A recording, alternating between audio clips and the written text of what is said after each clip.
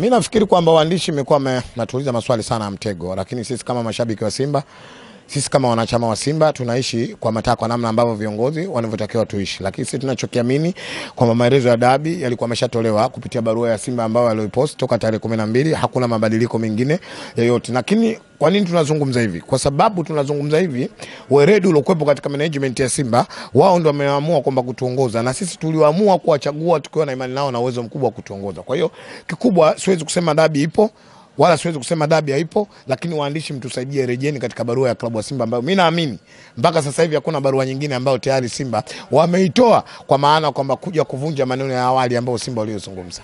Kwa maana hiyo mpaka sasa ni 50 kwa 50, hamjui mtakwenda ama muende uwanjani. Sijasema hivyo. Ndio. Na mnapoongea na Kisugu mjue mnaongea na mtu makini. Ndio. Kuna muda mwingine lazima tuongee kwa tafsiri watu waweze kutuelewa nini tunachozungumza. Ndio. Mwanadamu mwenye akili timamu ni yule ambaye anaishi kwa hofu ya Mungu. Taurati, Injili, Zaburi ndio maneno ambayo tuna imani kwamba Mungu ameweka maneno yake huko. Amesema watiini na waheshimuni viongozi waliokuwa madarakani. Kwetu sisi Simba Sports, viongozi waliokuwa madarakani ambao tunawaheshimu kwa mujibu wa haya ambao niliyezungumza, kwamba wameandika barua iko tarehe 12. Waandishi kwa kutusaidia sisi kuto kutuuliza maswali magumu, nendeni mkaisome hiyo barua, na mkishaisoma hiyo barua watafuteni viongozi wa Simba wakatoe majibu sahihi. Lakini sisi kama mashabiki wa Simba, sisi kwa wanachama wa Simba, kwa utiifu mkubwa ya kuatii viongozi wetu, maisha yetu tunaishi na barua ambayo iliyopo mbele yetu. Ukimya huu unatupa wasiwasi sasa. Tulitegemea Simba wangetoka sasa na majibu kwamba bwana dabi ipo kama walivyosema, kutokana na barua kwamba hatutoingiza timu uwanjani kama tarehe itabadilishwa. Lakini baada ya vikao vikubwa na viongozi wa serikali pamoja na waandishi, mnakosea. Na kuna muda mwingine napata mashaka sana kwamba je, mnafanya kwa maslahi ya nani? Mnafanya kwa maslahi ya taifa waandishi? Leo mnadiriki waandishi kuzungumza kinaga ubaga kwamba kuna maamuzi mengine nje yametoka zidi ya bodi ya ligi. Mimi siwezi kuamini hicho. Mimi kama mwana Simba, mimi kama Ali Mikoi, ninachokiamini bodi ya ligi kuu ndio imekwenda kuahirisha mechi kati ya Simba na Dar es Salaam Young Africans. Kwa hiyo kama utaniuliza mimi na maswali yangu kwenye bodi, wenzetu Dar es Salaam Young Africans walipokwenda kutengeneza hoja kwenye bodi baada ya kuahirishwa tarehe 8, lakini wao ndani yake kuna sababu walipewa, isipokuwa wao hawakukubaliana na zile sababu. Sisi Simba tarehe 15 bodi inakwenda kuahirisha mechi, haijatupa sababu.